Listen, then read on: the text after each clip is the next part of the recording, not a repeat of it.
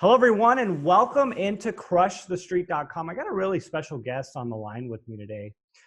Someone who works with Fortune 500 companies and someone who's just in front of trends. And that's something that we like to do here at Crush the Street is be in front of money trends. And we've talked a lot about AI. We've talked about cryptocurrencies, what's been going on in the stock markets and really things all across the board. And we're going to be talking with Nicholas J. Webb, CEO of Lassen Innovations. And he's the author of The Innovation Mandate. His website is nickwebb.com. We'll have the link in the description area. And we're going to be talking about innovation in a world where, it seems like technology is outpacing Moore's Law. How do we stay relevant? Those are the questions we're going to be asking today. So, Nicholas, thanks for joining me at Crush the Street with me today. You bet. My pleasure. Well, Nick, when I think of innovation, I guess the first thing that came to my head, and maybe this isn't even an example that you would normally use, but I was thinking about cable networks or, a television network with a show that may be on for 10 years. So let's call it Baywatch or whatever. And then after a while, they dwindle, they lose their viewership, and then ultimately they take the show off. And if possible, maybe we can, dissect something like this for a little bit and talk about the importance of innovation, why we need to innovate, what happens to people, why do we lose interest in something, and I mean, just all these things that are running through my mind right now when it comes to innovation and how to stay relevant in the market. So I said a lot right there, but, maybe you can introduce yourself and make a couple comments on that. Yeah, sure. So, I travel around the world. I speak at about 70 events around the world on the future trends and innovation. I also serve as an adjunct professor at Western U, one of the country's most comprehensive medical school, where I also run their Center for Innovation. And then I'm a senior partner at LeaderLogic, which is goleaderlogic.com, where we provide consulting services to the top brands in the world. And my last two books, The Innovation Mandate and What Customers Crave, have both been #1 bestsellers. And that's what I do, weird job. So first of all, I think for most people, innovation is a unicorn, right? It's a bit squishy, very nondescript. And most people, even when you interview them, they really don't know what innovation means. But using your example of television shows for an example, there are two things that you really have to do. Number one is you have to manage your product life cycle. In other words, you realize that it has a start, it has a launch, it has a peak, and it has a decline. That's the product life cycle. And it doesn't matter if it's a service product or a bright, shiny object, they all have a beginning and an end. And the way you do that is you do that by building out an innovation pipeline, meaning that you're constantly bringing innovations in. And so that when those start to drop, you've got another one to drop in that goes into incline, peak, and decline. Now, the best way to look at it from a financial perspective is that innovation is like a stock portfolio. You have low risk, incremental innovations. They're not going to change the world, but they're going to continually improve the quality of your product. And so those incremental innovations are important. A lot of people disrespect the incremental, but the truth of the matter is it's part of a good stock portfolio. And remember, it's the cosmic law of investing. There is always a proportionality between risk and reward. The same thing is true with investing on innovations. They have a risk and a reward profile. So incremental is those low risk, low yield. Then you have landmark innovations, which are slightly riskier, but have a higher degree of success. These are maybe new product line extensions. And then you have breakthrough innovations. And these are like significant changes. It's the difference between the old-fashioned home security system and Ring, the front doorbell.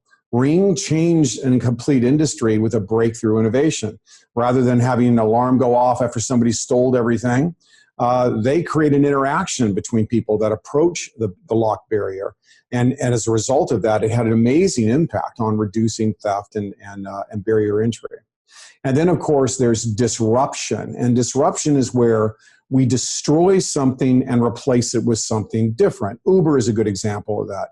We didn't, improve taxi cabs. We destroyed taxi cabs in favor of better human experiences in what we refer to now as moments of movement. In fact, some of the best innovations over the next 5 to 10 years will be experience innovations, not necessarily the bright, shiny objects. Hmm. So, what is it that mostly drives the need for innovation, would you say? Is it, you said the product life cycle, but why? What is it, technology that forces the hand? Is it interest? Is it competition that gives people a lot of options to say, okay, well, I don't need yours anymore. I can go over here because this one just got better.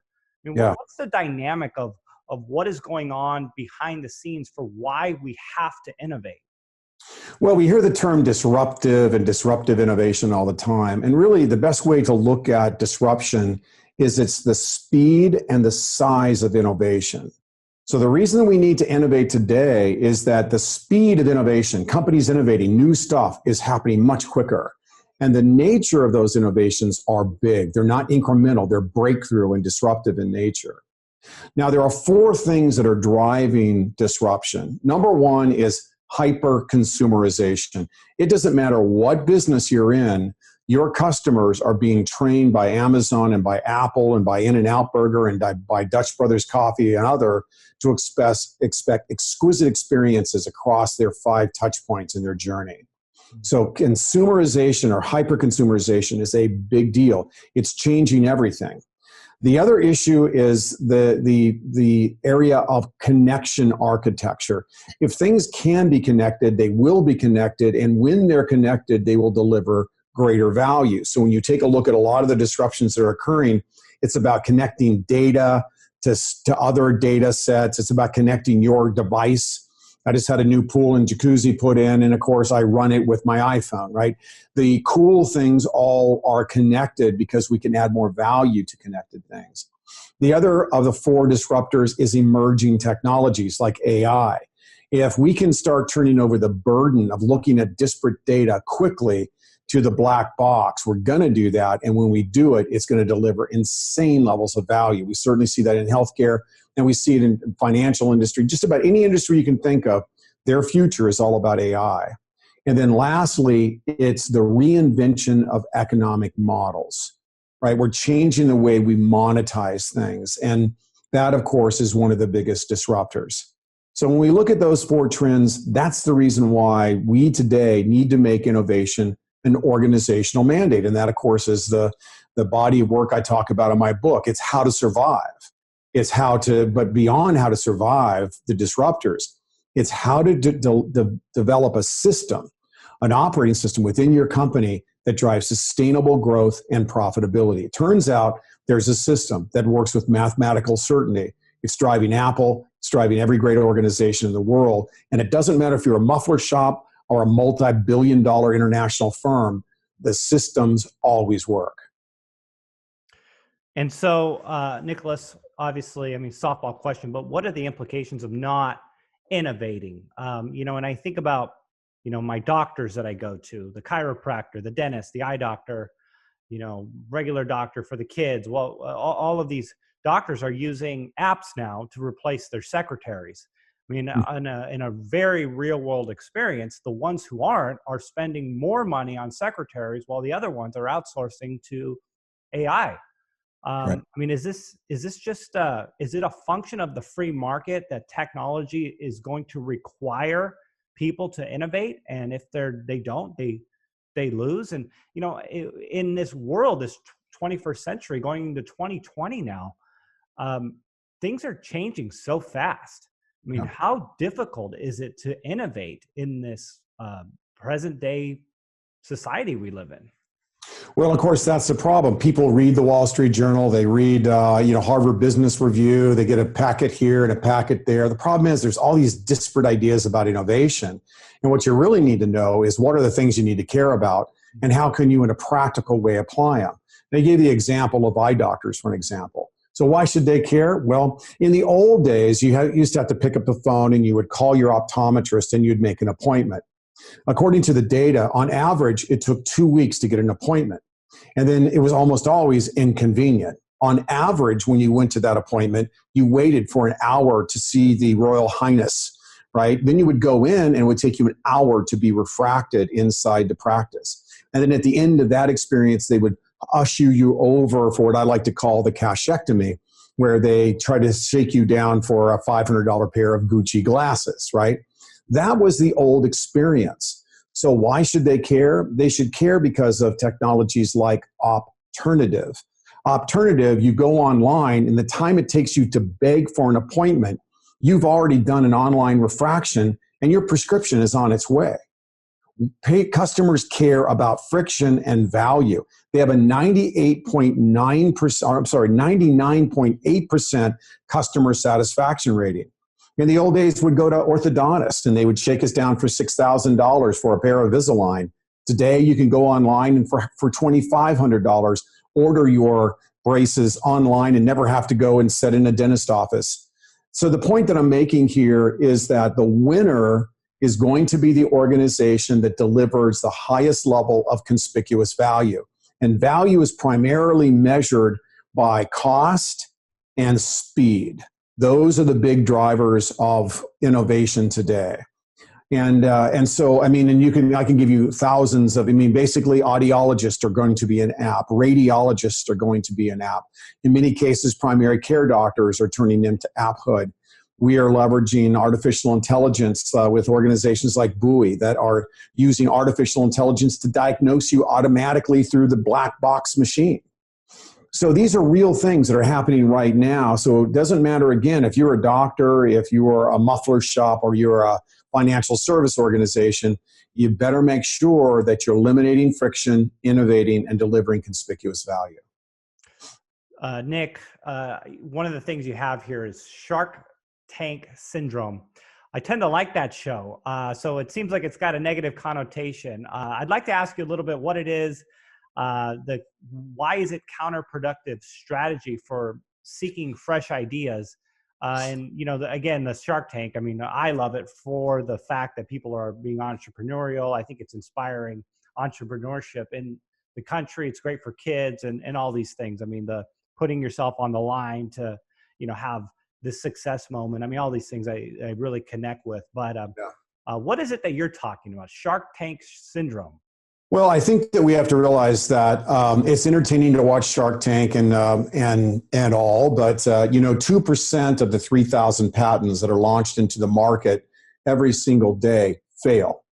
3,000 patents a week, 2% of them make it. And so I think the message here is that we can't be arbitrary about innovation. We can't just throw stuff out there and come up with the next big bright idea. We really have to get better insights about what our markets care about, and we need to be more thoughtful about developing an operating system around innovation to where we're not the crazy entrepreneur that's selling left-handed monkey wrenches. The marketplace expects you to innovate, and you are the experts. The other problem is, I think a lot of organizations, and I discovered this when researching my book, What Customers Crave, is that most organizations really don't know what their customers want. And then even worse, they're using outdated, customer insight surveys to try to understand that. Steve Jobs never did a customer survey. He understood that his customers wanted speed and convenience and simplicity. And he invented for them things that they didn't even know they had to have. So I think that we need to be less Shark Tanky in the way in which we throw stuff out there and be more thoughtful about building and operating systems around innovation that can really drive value. So last question I'll ask you today, and we can go on for a long time here. All of this stuff is very pertinent to me and just what I do, and obviously where my mind goes in so many instances. But the F word, innovation can only be engaging and successful when it's fun and positive experience. What are your thoughts on this? Yeah, it's in the corporate work I do. First of all, I have over 44 U.S. patents. So I'm not looking at this as a theorist. In fact, I filed 9 patents in the last 3 months. So I am a very active innovator. I have my own disruption lab where we're creating next generation technologies. But I think that the problem is when corporations or companies try to bring in innovation, they turn it into this obnoxious, financial HR activity rather than making it what it needs to be. Innovation needs to be fun. It needs to be buoyant. It needs to be customer connected. It needs to be collaborative. And so for a lot of organizations, they need to begin with a cultural shift of allowing people to encourage courage and to try new things, even if things go bad, because you'll find that the overwhelming majority of innovation systems are nothing more than risk management systems. If you approach this from a risk perspective, you will belly flop guaranteed. You got to do crazy cool stuff with a main goal of serving a mission that matters to you and serving a customer that you care about and understand. When you approach it from that perspective, really good things happen. Nicholas, you dropped some real wisdom there, and I appreciate that. If people want to learn more about you, get your books, reach out to you, interact with you, please let them know where they can go and what they can expect to find. Sure. So my books are available, of course, on Amazon. My two bestsellers, which I put a lot of love into those books, and I think they'll be very pleased with them, are What Customers Crave and The Innovation Mandate. Again, available on Amazon and book retailers worldwide. On the speaking side, again, I speak at 70 events around the world each year. That's my speaking site is simply nickwebb with 2bs.com. And the consulting work I do with organizations to help them be innovation superstars is through my consulting business, which is goleaderlogic.com. Well, thank you so much, Nick, for coming on the show with me today and sharing a few minutes of your time with us. My pleasure. Thanks for having me. I really appreciate it.